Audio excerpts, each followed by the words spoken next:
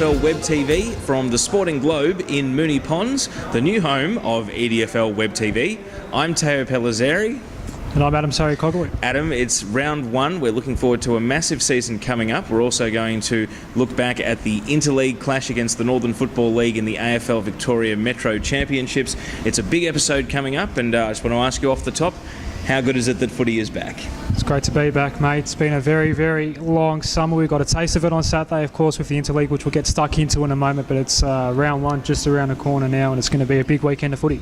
Don't forget, the Sporting Globe is the new home of EDFL Web TV, 690 Mount Alexander Road, Moonee Ponds. Make sure you get down here and support a sponsor of the league, and we'll be back here ourselves week by week on the EDFL YouTube channel, youtube.com/EDFL Footy.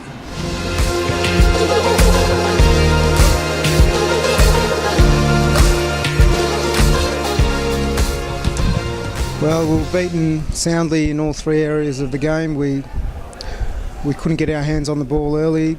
We were out-muscled in a contest, but probably most disappointingly, we weren't able to spread and use the ball on the outside.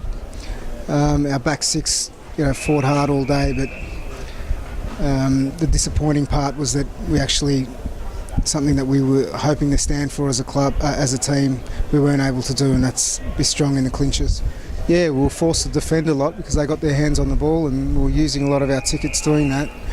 The reality is we've got a very high quality midfield that probably at times could have been more composed with it, and also when we had control of the ball to take a little bit more risks and hit the ball on the 45, and once we did that we saw we could move the ball forward and get it into dangerous spots. I think having a chat to the players and seeing their faces, they're a pretty competitive bunch, all of them, and they didn't like what happened to them today. So there's a feeling that they want to put on a better show for themselves personally, for the league as well. So all in all, it was actually quite an enjoyable campaign. We gelled together really quickly, and we're just hopeful that now we can grow from what was a disappointing but quite an enjoyable campaign. We start with the AFL Victoria Metropolitan Championships. Adam, not the result the Essendon District Football League wanted. A fairly comfortable loss in the end. The Northern Football League winning 13-9-87 to the EDFL 7-8-50. And to be fair, it was actually felt like more than 37 points in the final analysis. Yeah, there were shortened games, of course. They were 20 minutes with no time on. And I tell you and I were both there. We were calling the game, and just start to finish, we're outclassed by a better, more professional-looking outfit, I reckon, in the Northern Footy League, unfortunately for us. And yeah, we were trailing from start to finish. We were never really in the game, unfortunately. As we're talking now, you're going to see some footage rolling from the match over the top, and as you can see, many of the highlights are Northern Football League related. I didn't think the EDFL midfield, which I have to say is full of quality, was going to be overrun the way that it was, especially early in the match. Yeah, the main thing that really stood out, especially when the game was really on the line, I suppose, was the Northern Footy League's pressure. Didn't really give us much of a chance to get our outside game going. I know Denis Bicer did bring that up, speaking to media post-game, that our good ball users that you mentioned there could never really get their hands on the footy throughout the entire game. I mean, our forward line was working quite well, with Paddy Rose and Dean Galea both up there. I think they kicked 2 goals each on the day, but the ball just didn't get down there, and when it did, the corridor was pretty much out of bounds for most of the day. So a lot of our shots at goal were coming from the pockets. The second quarter, the EDFL did have a brief fight back. They had a kick to draw within a goal. Paddy Rose, again, you talk about those difficult wide shots, wasn't able to make the kick. And from that point onwards, Cameron Cloak took a big mark, and the Northern Football League escaped to lead at half-time. And at that point, it still felt as though the EDFL were in reach, but only if there was a flurry in the second half or a major shift, because the goals from turnovers and some of the freebies that the Northern League got off the EDFL in that first half had me believing that if the EDFL just lifted its game a little bit, they'd be able to come over the top. And in the second half, it really felt as though the last quarter was junk time. The third quarter was where the Northern Football League made their move, opened up to as many as a 39-point lead. And to the Northern League's credit, I think they simply wanted it more and were willing to work that little bit harder, especially in an unpaid pre-season game, to get the points and play for that right to go on and face the VAFA in the number 1 versus 2 clash next year. I think that's why there was a bit of heat in this game as well, because I think the Northern Footy League did have a point to prove, and unfortunately our boys just simply, I suppose, weren't up to the task. All right, some better players for the EDFL. John Morris ended up winning the best on ground medal, and I thought he did play well in a defensive sense. He was courageous, he made a lot of spoils, and did a lot of brave things, but I think he would be the first to admit that he's kicking out of the back 50, gave up some costly turnovers at times, and I don't know if he was totally shocked at winning the medal, but it was a little bit of a surprise to me. I thought Nat Caruso of the Northern Saints was the best, and the way I mark it is at the end of each quarter, I put down who I thought the EDFL's best 4 or 5 were. Nat Caruso popped up in 3 different quarters, the majority of EDFL players popped up in 1, and only a handful of guys played, I thought, in my opinion, 2 good quarters of footy, and Caruso played 3. Adam, who were your best from the match, and is there much we can read into it for the season ahead, because these guys were already here because we know they're the best that the EDFL has to offer? Well, look, pundits in our top flight, the Strathmore Community Bank Premier Division, they're going to get used to the sights of Nat Caruso and his brother Fort this year playing for the Northern Saints. And Nat Caruso, he was probably one of our more creative players throughout the day, and he never stopped trying. So I agree with you there, he probably was our best player. I think you and I were both impressed with Matty Smith from Greenvale. Yep. Both sides of the ground, of course. We know that he can sneak forward every now and then, be a dangerous option up there, but predominantly a sort of half-back sort of type. And yeah, just like he does every week for the Jets, he was that kind of player again for the EDFL on Saturday. So we move on to next season, and we'll play the Southern Football League. They were beaten by the Western Region in the opening match of the day, and it was quite a lopsided match. Adam, you called the game. Yep. Will it be a challenge for the EDFL next year against the Southern Football League, or is it something that, a bit like this year, we can't underestimate the Southern League, otherwise the EDFL will be sitting rock bottom, 6th and last in the Metropolitan Championship standings? I think the challenge for the EDFL is going to be getting over some of its own demons, because I think the ego might have taken a bit of a hit on Saturday.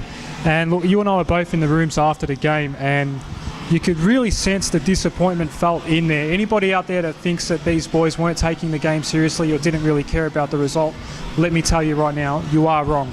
And you've discussed the fallout there, Adam. To finish up on the Interleague, what is this going to say to the outside world about the Essendon District Football League? Because for the rest of Web TV today, we're going to be talking about a lot of positives, a lot of great teams, a lot of great players, and people watching EDFL Web TV for the first time, or people who are browsing around the leagues and just want to get informed on what's going on around the traps and have seen this result, might be thinking, well, these guys are just going back to what they were doing before the Interleague, and that is pumping up their own and not looking at the outside world. I guess it's important we don't overreact. Yeah, but in terms, I suppose, of how exactly the league presented itself on Saturday, look, clearly we weren't at our best. We didn't have probably what you would consider a best 22, best 18 on the ground, because there were some players missing, and obviously those injury concerns just made that even worse. So hopefully we can bounce back next year, get us probably a healthier list together, maybe a bit more time committed to the preparation, and hopefully we can bounce back strongly. Thanks, Adam. That's Interleague done for another season. Time to turn our focus to round 1. You're watching EDFL Web TV from the Sporting Globe in Moonee Ponds.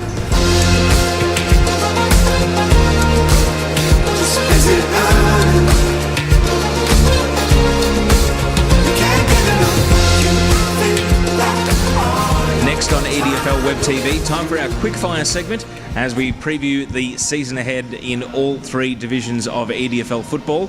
We will have Anna Harrington from Match of the Round for this segment at times during the course of the year, but today, Adam, it's just you and I. And I'm going to ask you right off the top as we get into the quickfire questions. Name your Premier Division, Strathmore Community Bank Premier Division, top 4. I don't think the 4 teams in it is going to change from last year, but I think the order's going to have a bit of a reshuffle, and I think Avondale Heights will finish on top at a ladder, followed by the reigning Premier in Greenvale. I wouldn't be surprised if they play off at Winty Hill on our last Saturday of September. Anyway, and I think Aberfeldy and Airport West will just make up the numbers in that top 4 and certainly push for another flag tilt. Well, I hate to agree on the first quickfire of the season, Adam, but it's very hard to go against you, and I'm going to say the same in no particular order, but I'm going to say Aberfeldy for the minor premiership, and then Avondale Heights, Greenvale and Airport West in some order between 2nd and 4th. Essendon Ford Division 1, probably we can all agree the most unpredictable of all divisions in all of local footy, as it was last year, as it will be this year. Teo, have you got a top 4? Incredibly hard, and in fact I changed it on the run coming down here to the Sporting Globe today because I was so indecisive as to who I think will make it. I'm going in no particular order: West Coburg, Tullamarine, Glenroy, and then I think Craigieburn. Peter Bugden, the new coach coming over from the Northern Football League. A lot of recruiting, a lot of homegrown players coming back to Craigieburn. They had such an awful season last year and they've been on a bit of a downward spiral. I think the new era has started up there, and I reckon they will get into the finals this season. The tough thing about coming up with the top 4 for this division is who do you leave out. But Teo, I've gone with I've picked them. I've gone in order as well, and I think it'll be Tullamarine, Glenroy, Taylors Lakes and Oak Park coming down from Premier Division. Okay. I think that they might still be able to sneak in there at the end. And as you can see, a few differences there already. Taylors Lakes, it was hard to leave them out. Very hard. It's going to be a ripping division this year. All right, Adam, name your Division 2 top 4. I think everyone agrees that East Keilor could well be the team to beat this year. I've got them finishing on top along with their local rival Keilor Park. I think they'll have a good year as well. I know Rob McCluskey, very confident that they'll do some good things this year. Coburg Districts, they're looking quite good as well. Missed out on the finals action last year. I think they'll be back. And you can't leave out Moonee Valley. In my opinion, Moonee Valley have to be in that top 4 and they'll sneak in. I have Coburg Districts making it in. I think Chris Tankard will potentially take them to the flag this year. They were my pick in the footballer. East Keilor, hard to go past them. Jacana, I also have making the top 4.